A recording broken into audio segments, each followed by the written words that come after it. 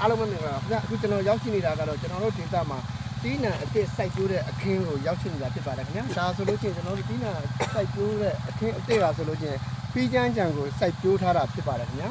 ပြီးကျန်းကြံနဲ့အတူကျွန်တော်တို့တီးထက်တီးညက်နေနဲ့စိုက်ပျိုးမှာကတော့ကလပ်ဘဲကိုစိုက်ပျိုးမှာဖြစ်ပါတယ်ခင်ဗျာ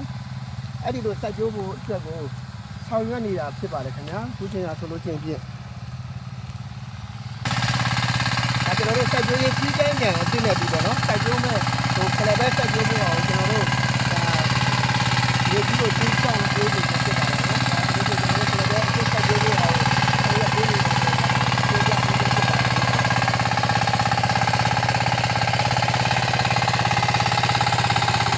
အဲ့ခင်းကိုကျွန်တော်တင်ပြထားတဲ့အတိုင်းတာဆိုလို့ရှိရင်ပေါ့နော်နောက်ရက်လအနေငယ်ကြာမှာဆိုလို့ရှိရင်ကျွန်တော်တို့ဒီခြံကဲ့သို့ပေါ့နော်ဖီးချမ်းခြံဒီခြံကဲ့သို့တက်နိုင်ချင်းချင်းနဲ့ဒီလိုပုံစံမျိုးဖြစ်လာမှာဖြစ်ပါတယ်ခင်ဗျာဒီလိုပုံစံမျိုးဖြစ်လာပြီးတဲ့တက္ကလာကျွန်တော်တို့အပင်အသီးနှံထွက်ချိတဲ့အခါမှာအသီးအောင်မြင်အောင်အသီးကောင်းကောင်းမွန်မွန်ရရှိအောင်လို့ကျွန်တော်တို့ဒီဘေးမှာထွက်ချိတဲ့သားတက်တွေကိုဒါခုတ်လွှတ်ပြီးတော့ရှင်းလင်းပေးနေတာဖြစ်ပါတယ်ခင်ဗျာ